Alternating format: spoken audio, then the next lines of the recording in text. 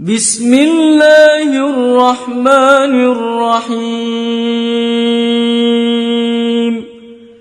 Assalamualaikum warahmatullahi wabarakatuh. Sebelum kita memasuki pembahasan keindahan surga, kita perlu mengetahui kebiar pesona dunia dalam pandangan. Seseorang merasa indah di dunia, merasa mendapatkan surga dunia ketika mendapatkan kemakmuran tanpa adanya kepayahan, tertawa, lepas, bebas tanpa beban. Tetapi harus diingat bahwa seseorang bisa merasakan hidup bahagia karena bentuk kasih sayang Allah atas ikhtiar hambanya. Mulai ibadah ikhlas, jujur kepadanya, sampai sekian banyak pekerjaan dan perjuangan hanya untuk di jalan Allah. Jalan Allah itu luas. Menjaga kehormatan diri sebagai seorang muslim dari hal meminta-minta itu di jalan Allah. Membantu, membahagiakan keluarga dan orang lain, bukan bertujuan berfoya-foya dengan hasil jerih payah sendiri, sehingga jika ada yang tertarik dengan Islam, itulah jalan Allah. Karenanya Allah memotivasi hambanya dalam surah Jum'ah ayat 10, yang artinya, bertebaranlah kamu di muka bumi, carilah karunia Allah, dan ingatlah Allah supaya kamu beruntung. Termasuk di jalan Allah bagi yang mengorbankan jiwanya, hartanya, waktunya untuk mencari ilmu, lalu mengamalkan dan mengajarkannya, sehingga ilmu itu bisa menjaga dirinya. Bagi yang mengorbankan jiwanya, menginfakkan hartanya untuk membantu saudara-saudara kita dalam membela negaranya, kehormatannya, dan berjuang menegakkan tauhid Allah, serta masih banyak lagi. Jika untuk mendapatkan surga dunia saja ada jerih payah, apalagi untuk mendapatkan surga akhirat yang kekal abadi, bagaimana caranya? Mari kita simak firman Allah dalam surat Qaf ayat 31 sampai 33. Wa uzlifatil jannatu lil muttaqin ghayra ba'id. Hadza ma tu'adun likulli awwabin hafiz. Man khashiya ar-rahmana bil ghaibi wa jaa'a biqalbin munib. Dan didekatkanlah surga itu kepada orang-orang yang bertakwa pada tempat yang tiada jauh dari mereka. Inilah yang dijanjikan kepadamu, yaitu kepada setiap hamba yang selalu kembali kepada Allah, lagi memelihara semua peraturan-peraturannya, yaitu orang yang takut kepada Tuhan yang Maha Pemurah, sedang dia tidak kelihatan olehnya, dan dia datang dengan hati yang bertaubat. Maknanya adalah Allah memberitahu bahwa penduduk surga adalah orang-orang yang memiliki 4 sifat. Sifat yang pertama adalah awwab, yang artinya hamba yang selalu bertaubat. Setiap manusia adalah tempat yang salah dan banyak kekurangan, tetapi semua manusia memiliki hak untuk kembali kepada fitrahnya. Kembalilah pada jalan Allah, pilihlah Allah, cintailah Allah, mintalah pertolongan Allah, meskipun kau mengulangi dosamu. Namun ketika kau memilih Allah, kau telah menang dari dosa-dosamu, karena Allah menyukai orang-orang yang selalu bertaubat. Sifat yang kedua adalah hafid, yang artinya menjaga dirinya dengan semua yang Allah perintahkan, dan dari apa yang Allah larang dengan penuh keikhlasan hanya untuk Allah.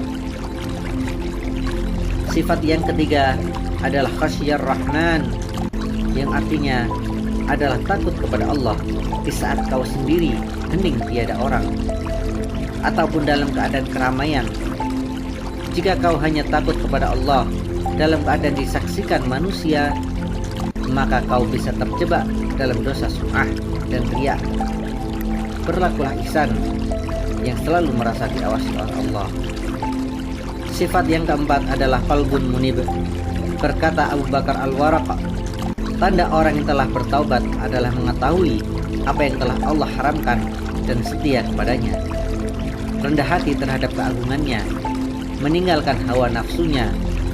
Al-Qurtubi mengatakan bahwa qalbun munib adalah qalbun salim, hati yang selamat dari keburukan. Semoga Allah memberikan keempat sifat tersebut, sehingga dengan rahmatnya kita terpilih untuk menjadi penghuni surga di akhirat yang kekal abadi, yang penghuninya terkabulkan semua keinginannya. Surga yang keindahannya tidak akan pernah sebanding dengan bayangan manusia. Keindahan surga yang pertama adalah makanan dan minuman yang tidak menyebabkan mereka buang air besar dan tidak pula buang air kecil, namun berubah menjadi sendawa dan keringat yang beraroma kasturi sepanjang waktu. Keindahan yang kedua adalah buah-buahan surga yang istimewa. Yahya bin Abu Katsir berkata, lumpur surga adalah za'faran, debunya adalah kasturi. Pelayan-pelayan muda yang tampan siap melayani penghuni surga dengan menghidangkan buah-buahan kepada mereka. Mereka pun memakan buah-buahan tersebut. Selang beberapa waktu kemudian, pelayan-pelayan muda membawakan buah-buahan yang sama. Penghuni surga berkata, bukankah ini buah-buahan yang kalian berikan tadi? Pelayan tersebut menjawab, makanlah buah-buahan ini. Warnanya sama, tapi cita rasanya berbeda. Sebagaimana firman Allah Ta'ala, setiap kali mereka diberi rezeki buah-buahan dalam surga itu, mereka mengatakan, inilah yang pernah diberikan kepada kami dahulu. Mereka diberi buah-buahan yang serupa.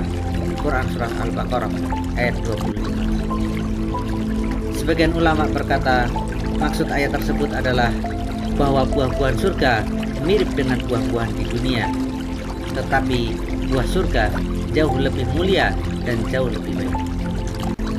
Keindahan surga yang ketiga adalah sungai-sungai surga yang terletak di bawah mahligai, istana-istana, dan taman-taman penghuni surga. Jika berbicara tentang keindahan surga, maka tidak akan ada habisnya, tidak ada bosannya, dan tidak pula ada tatapnya. Di alam fana ini, kita juga menyaksikan bahwa salah satu tempat terindah adalah tempat yang dimana ada sungai yang jernih, yang airnya mengalir. Ada banyak mata air di surga. Di antaranya ada kafur, yaitu air dingin yang beraroma wangi. Kemudian mata air zanjabil, yaitu air hangat seperti jahe beraroma segar. Dan juga mata air yang ketiga adalah khamar, namun tidak memabukkan. Ketiga mata air tersebut diperuntukkan untuk para al-abrar, yaitu orang-orang yang baik, namun amal mereka tidak murni untuk mendekatkan diri kepada Allah, sebagaimana dalam surah Al-Insan ayat 5-18 dan juga surah Al-Mutaffifin ayat 22-28. Sedangkan untuk orang yang bertakwa, yaitu al-muqarrabun, mereka adalah orang-orang yang mendekatkan dirinya kepada Allah. Allah mengabarkan mata air yang diminum mereka, al-muqarrabun, berbeda dengan al-abrar. Mereka diberi air murni tanpa campuran apapun. Maka tidak mengherankan karena mereka mengikhlaskan amal perbuatannya karena Allah semata. Mereka diberi sungai dari air yang tidak berubah rasanya. Ada sungai susu, ada sungai khamar, dan juga madu. Allah berfirman dalam surah Muhammad ayat 15. مثل الجنة التي وعد المتقون فيها أنهار من ماء غير آسن